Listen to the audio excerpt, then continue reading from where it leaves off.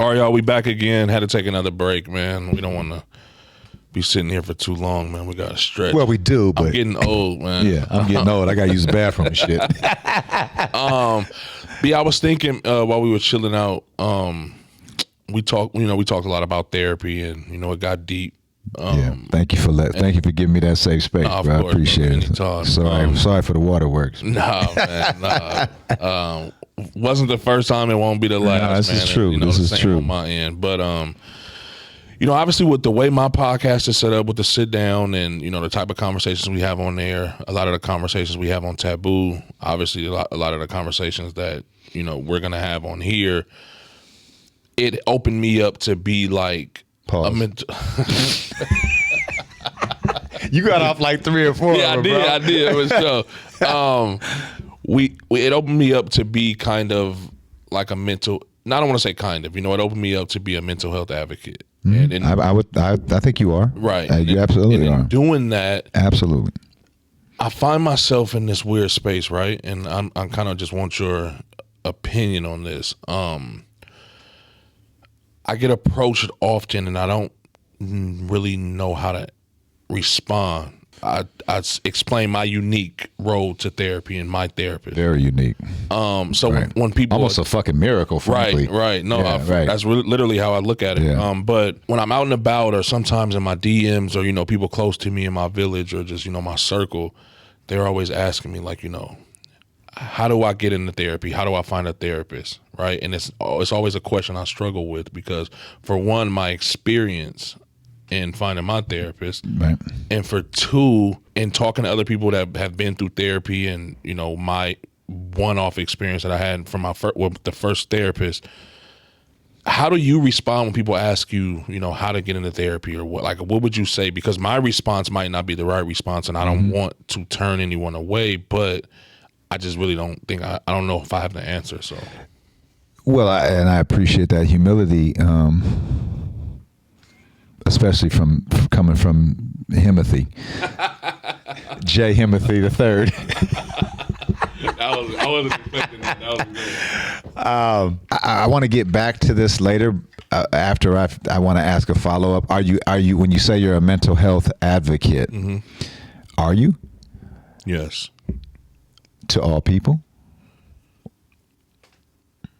And when you say you're a mental health advocate, is this how you carry yourself, because of how you are on camera, but off camera, are you a mental health advocate? Yes. Okay. I think you are. Right. But that's a great question, though. But to all people, all people is, I'm the guy to where there's people that I've never had a conversation with before in life. We've been maybe been following each other. Maybe they've recently started following me. They'll DM me. I can show you. This happens often. Like, don't nobody want to see your DMs, bro. What's your number? What's your number? I gotta holler at you real quick. And right. then they call me or text me, and it's always some, bro, I'm going through this. Like, you got some, okay. Or and how do you answer? Well, it depends. Most of the times, it's just they just want my perspective or advice. I don't like to say I give people advice. They just kind of give me the situation. I say how I look at it. So you essentially are the therapist in that situation. Yeah, kind of. I don't like saying that out of respect for therapists. But you're right. But I don't want to be a stickler either. You're right. Yeah. Because we talk about that, so you're right. But now when it's like, hey, can you help me find a therapist, or or can you link me with your therapist? And it's always tricky because my therapist, it squeezed me in, of course, when I need her again. I understand. So she's not taking any more clients. Right. Then my next follow up is usually something along the lines of, hey, listen. In reality, therapy is a process, and usually you have to go through a process of therapists to find the ones that fit you. Mine might not be the one for you. Right. Another one that I suggest might not be the one for you. Usually, I think it's best to sit down with a therapist, but in the intention of them recommending you to a therapist. So this is dope, and this is important, and I think this segment right here is something that we really are onto something. And I feel you, and this is not a criticism. So essentially, you don't know exactly what to say to them. No, I don't. And how the fuck could you? Right. Okay. And the same is true for me. Because people ask me about it, and they might not have the resources financially to get therapy. I mean, there's one person in my life that I just want to help so bad, but you know, I can't pay for it. I'm not in that position, right? And it takes effort. So this is an important thing we're talking about, right? We all talk about therapy. We all talk about mental health, but what are the resources? And I think what I'm pledging to do, and I hope you'll join me after the show, we're going to do some research and we will provide, for sure, at the end of this segment, we'll provide some information on screen for people, because, you know, we don't have the fucking answers, and there's finding a therapist, and that's a fucking desert. Again, especially for black people, that's a fucking desert out there, man. You know what I mean? There's already a shortage of therapists. That's a fact. You know what I mean? Then when you're talking about people of color, that's even worse, right? But now you're talking about, is it covered through your insurance? Right. Your experience with that was a disaster. Yes. Because it's the fast food of fucking of medicine. And right? Side note, my therapist now does not accept insurance. Right. And there's a reason for that. Right. Have you ever asked her?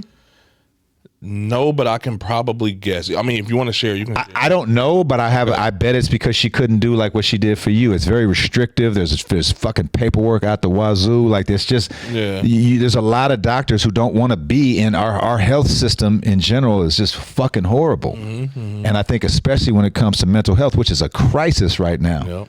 Right? Yep. I mean, it was already a crisis. Now you talk about pandemic, you talk about fucking, you know, all the stuff that's going on. Mm-hmm.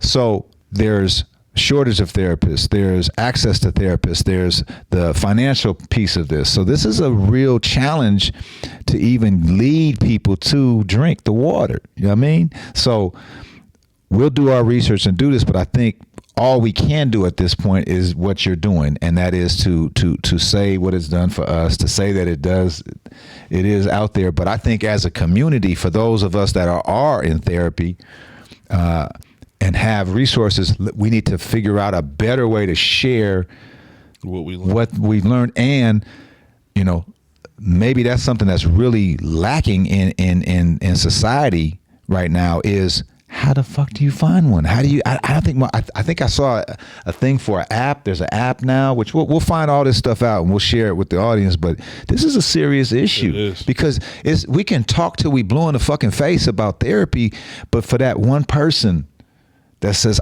I need this help, I want this help, it's just like rehab. Like if somebody says they want to go to rehab, how the fuck do they get in? And from what I understand, like there's the ones that cost, but people don't have $40,000. So then there's the free ones, and you might show up there. They might not have a bed available for you for 2 weeks. Yep. And then what happens during those 2 weeks when you're not able to get in? So these are the issues that we have to think about, man. Yeah, no, that's real, bro. And it's like, that's the downside of it, right? And then we go through, like you know, the pandemic. And I got in a little bit before the pandemic, but around the time that I got in, it started to seem like, and then after even more, therapy became trendy, right? So then you're battling with that to where it's like, and I don't want to say trendy as in all people doesn't deserve therapy. What I mean is like, only reason why I'm going to go to therapy is because I heard everybody else talking about going to therapy, right? And again, find it how you find it, but I don't want to make it seem like those people are in the way, but they take up space. I wonder, I think you should ask your therapist about that, like what her opinion of that is, because that's an interesting thing, right? Does it matter why they go or just that they go? I don't fucking know. I don't know. Like if it's a trend, but it gets them to do it, are the results still the same, or does intention of why you get in there make it not as effective? I have no clue. Neither do I. That's a good point. That's a good point. Because maybe it doesn't matter. Maybe it needs to be a trend. Right. Just get people in there. Mm-hmm. I don't know. But regardless of that, we have a shortage of therapists. Yeah. And definitely a shortage of minority therapists. I've thought about going back to school and becoming a licensed therapist. You'd be really good at it, man. I've thought about that a lot within the last like. So then you're gonna charge me for all this shit? I thought about that because I was just talking. Because I thought about either doing that or just going to get my business degree. And this motherfucker got me crying on camera. He's good at what he does, y'all.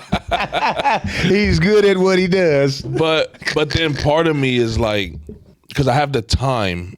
Well, let me not say I have the time because I really don't, but I can make the time for that. It's funny because with my changes in life, I actually thought of the same fucking thing. What, going back to school? For that. Really? I did think about That's it. interesting. But maybe there's a different path, man. I don't know. I think today, maybe life coach. Maybe we need to be more open to like life coaches and stuff. But we don't want everybody just doing this. Saying because you might give somebody bad advice. But I'm not sure that you're. I mean, it sounds like you're already doing it when people hit you in the DM. But you were about to say something. I'm sorry. I also thought about, and I talked to a friend of mine about this. I thought about creating a show around it. And I'll tell you the details of it off camera. But because, like I tell you all the time, when I'm talking to you, I'm talking to you to help you, but it does something for me as well. So I think, it goes both ways, right, for sure. Right. And our conversations, like the one we had the other day, I think I hit a couple chords with you on that. For sure, yeah. sure. And I think there's a way I'm gonna figure out a way to do it. And I'm open to going back to school and becoming a licensed therapist. I know, the good thing is I've already been in school, so a lot of I mean, at least find out what the runway is. Right. If it's worth it. Is it 3 years? Right. Because I don't know that it is, right? Like, and especially since I've already been in school, so some of the prereqs and stuff I might already have done, which will be, you're a fucking couple units away from getting your fucking degree. Exactly. So, which I know you can't wait to get that, so you can call me your dropout. Oh my God! Shut the fuck up! Whenever I try to get smart, shut your dropout ass up. Did you finish college? I did. He is that petty. Trust me. I am. Only with certain people like you. He is that. Yes, you are. Talking about the conversation we had the other day, and this is kind of a position I find myself in, which is kind of what made this question come up of when you're on your healing journey, right? And the people around you, closest to you, whether it be family, friends, it usually impacts you more with the closer they are to you. Sure, absolutely. And the wounds are deeper there. Right, because there's more time vested in that. Yes. So with more time leaves more room for experience, resentment, right, which causes resentment, love, or whatever the emotions that come from that experience. A smorgasbord of shit. Right, exactly. So it's just always interesting to me, like how to navigate my healing journey when being a people pleaser and being an opportunity curator, right? Because if I want to be true to what I feel myself to be, it goes back to that obligation. Like, how do I continue to help this person that might not be receptive to it? Now, at what point do I just give up? You know what I mean? At what point do I turn my back, for lack of a better term, or just focus on me? So it's like these are things that I battle all the time, where it's like you realize that no matter what you say or do, you can't help someone who doesn't want to be helped. And they could be verbally saying, I want help, but when you don't see the want for help in their actions, it's always man, like, I'm going through that right now. It's like, what do I do? Do I jump in this deep pool and both to try to save you, knowing that I could potentially drown? Because I'm such an empath, bro, that like I have to be careful with the people I surround my space with. Right? So it's like when I'm going through a lot of these things, and I'm sorry I'm speaking so slow right now. You're doing good, brother. You're doing great, man. This is important. I'm just trying to process my thoughts and like speak carefully. You're good, man. Everything doesn't have to be fast. Right. But when I'm battling with myself of, is this somebody who I want to try to navigate through this with them? And some people need it more than others. Some people need you more than others on that journey. So it's always a battle for me, and I'm interested to hear how you kind of deal with that. Because sitting in the seat that we sit in, being alpha males, kind of like I said, the head of our families and of our immediate leaders circles. In the community, for sure. Right, you know what I mean? Sure. Like, how do you deal with that? First of all, are you as vocal? My show lets everybody know kind of that I'm the therapy guy. So are you as vocal about therapy Yeah, I think so. So are you're looked at as like being a therapy guy to your therapy guy? Your that's the name of the podcast. Therapy guys. That's hilarious. That's funny. Yeah, I don't know if I am or not. I don't know. I wonder if people in your generation are as open to therapy as people. This is a good one. This is a good one.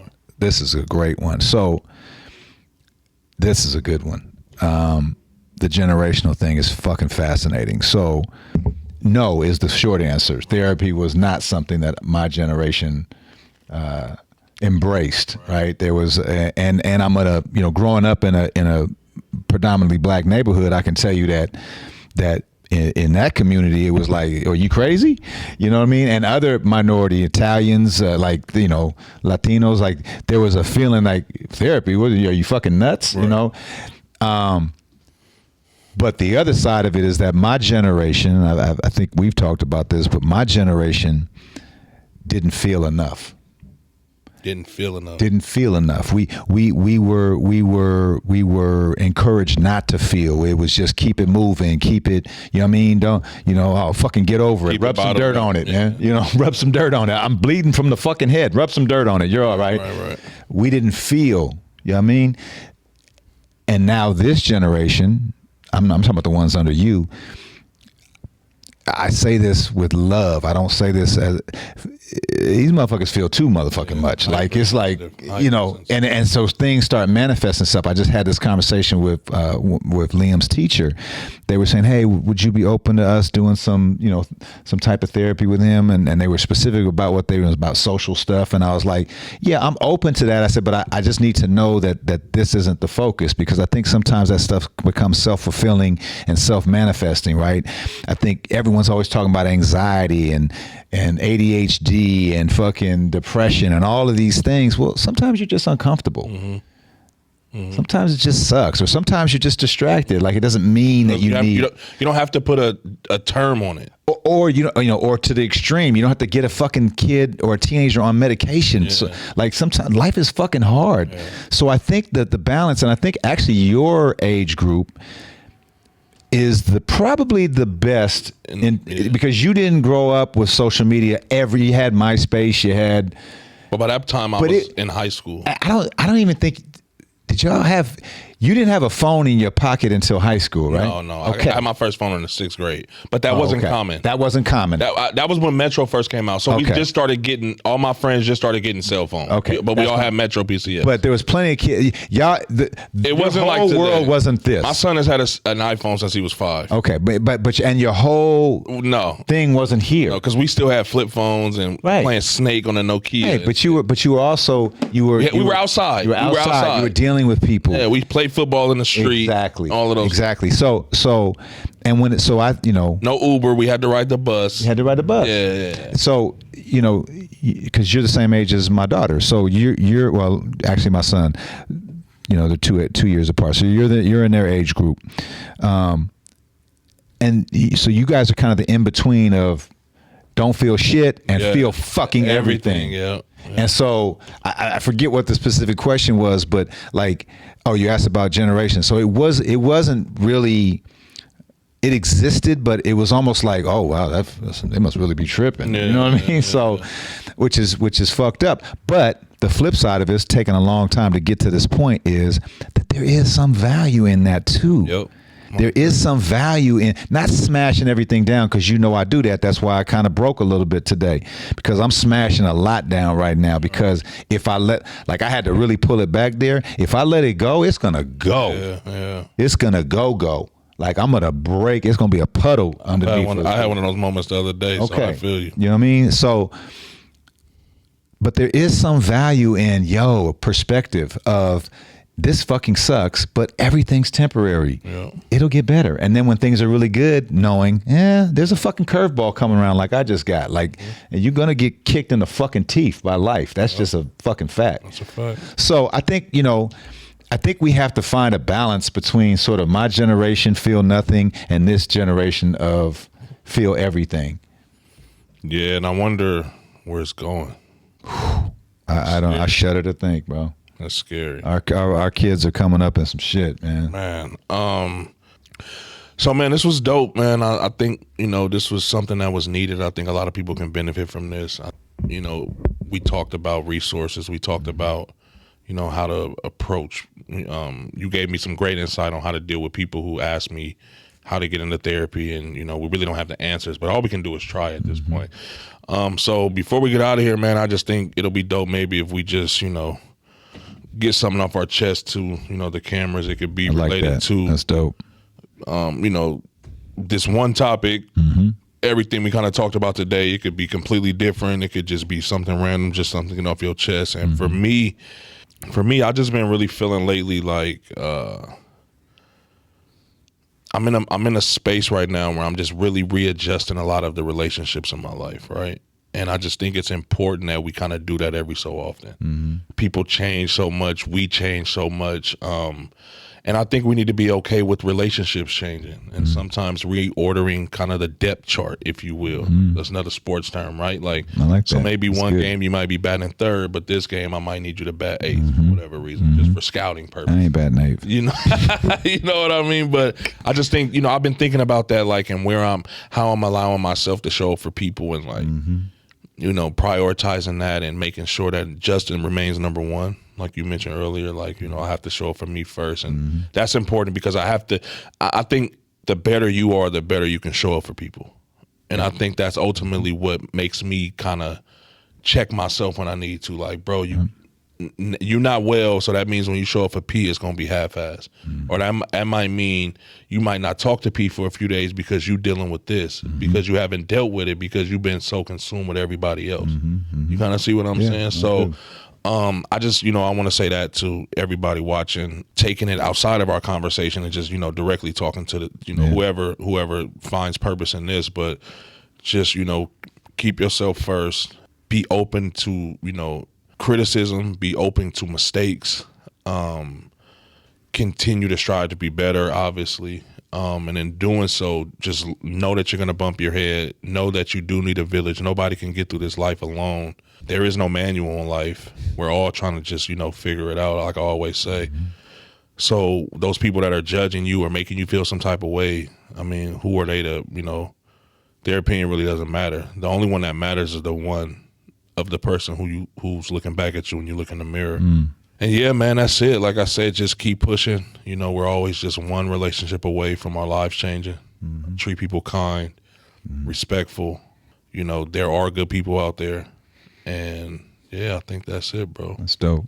Oh, that was really good shit, man. I got a lot out of that, man. So in terms of me, for wrapping it up, these conversations that we're having are very important. But for the people that's tuning in, this life shit is hard, man. It's brutal, and for the people that are in their 20s and 30s and 40s, as somebody who has always talked about life gets better and better as you get older, and I do believe it does. We live in a society where sort of age is viewed at as a negative thing, and I see people in their 20s and 30s talking about how old they're getting. The shit gets better. That said, I'm 54. The 50s have sucked because of circumstances outside of my own individual life, just the world and the pandemic and all this type of shit. But here's what I want to communicate. Everything is temporary. Everything and everyone is temporary.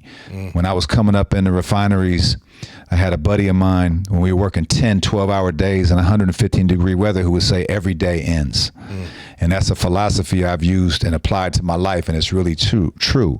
And I'm putting it to my situation right now with all I'm going through. This too shall pass is another way to say it. So whatever you're going through, understand that it is finite. It will have an expiration date. So don't get too high, don't get too low. Don't sentence yourself to a lifetime of unhappiness or success, because as soon as we think we figure it out, something happens that put us in our place and humble us. That's happening to me right now. So,